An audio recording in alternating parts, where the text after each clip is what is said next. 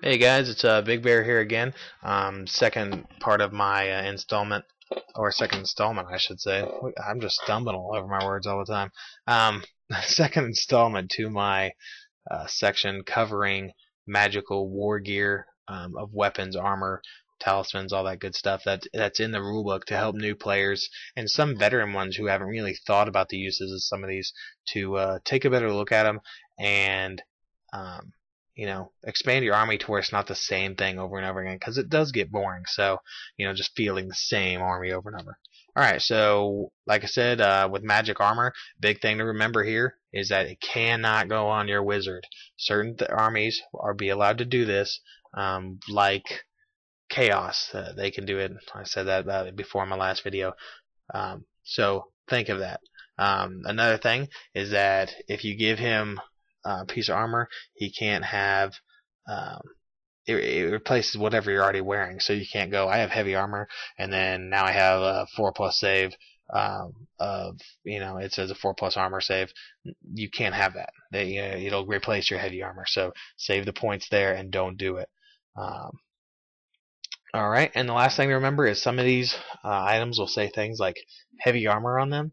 Yeah, not only are you getting the save, but that also means if somebody casts a spell on you like Falls Unmaking from High Elves, it still counts as heavy armor. Okay, they don't destroy the armor; they just destroy the magical property, which in that case is the effect. So, like for Armor Destiny, it gives you 4-up ward and heavy armor, it would destroy the 4-up ward. So. Alright, so let's go ahead and get into this. Armored Destiny, like I just said, it's heavy armor, 4-up ward. This thing is awesome if you want to save your talisman points so you don't have to worry about, let's say you go, I want a 4-up ward on my battle standard bearer and I also want one on my general. You're going to take this on one guy, take the other one on the other one. And that's the main practical use of that. Next one is the Trickster's Helm.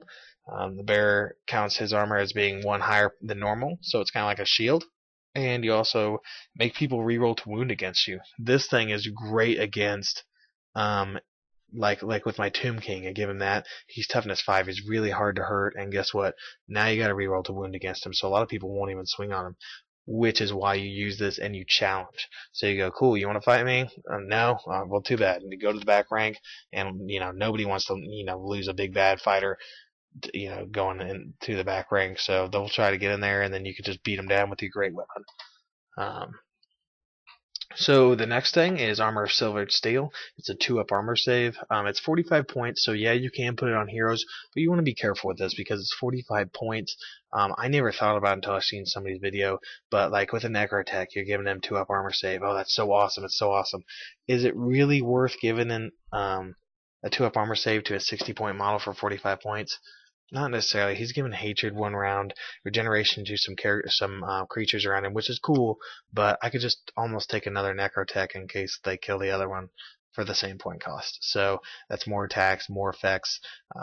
It's something to think about. The 2-up save is going to excel on every army with battle standard bearers, generals, guys you want not to go down that are very important. But regular heroes, just leave it at home.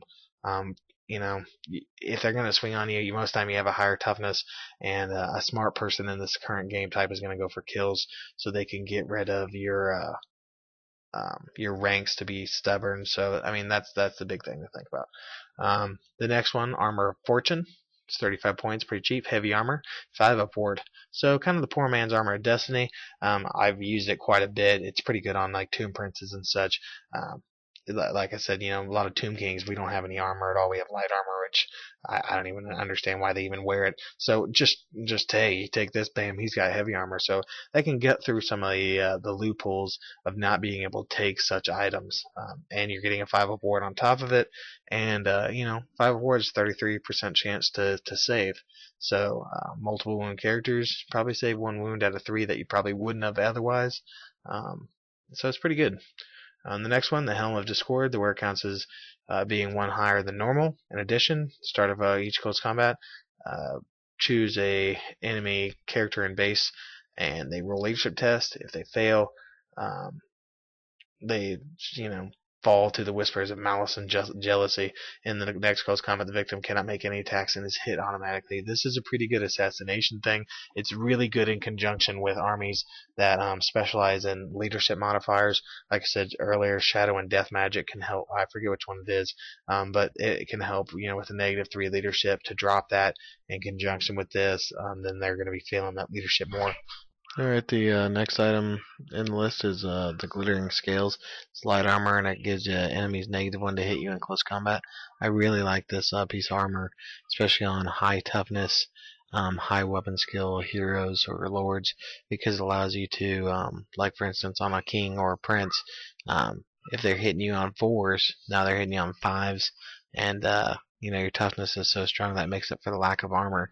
So it can force opponents to miss you quite a bit.